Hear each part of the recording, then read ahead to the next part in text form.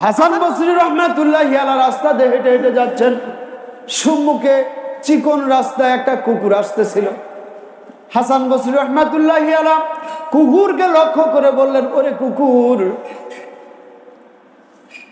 কাল কিয়ামতের দিন আল্লাহ পাক রব্বুল আলামিনকে লক্ষ্য করে হাসান বসরি বলতেছেন, রব্বুল আলামিন কিয়ামতের কঠিন ময়দানে এই কুকুরের সাথে আমার হাসর নাসরের ব্যবস্থা করেন, এই কুকুরের সাথে আমার হাসরের ব্যবস্থা করেন। পাশে জৈনক লোক ছিল, সে বলল, হুজুর আপনি কি বলেন? আপনি এই জামানার সর্বশ্রেষ্ঠ আল্লাহর ওলি আর আপনি কুকুরের সাথে আপনি তুলনা করেন?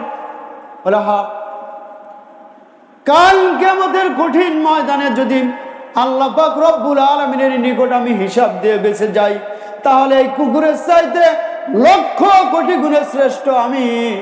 আর যদি কিয়ামতের কঠিন ময়দানে আল্লাহ পাক রব্বুল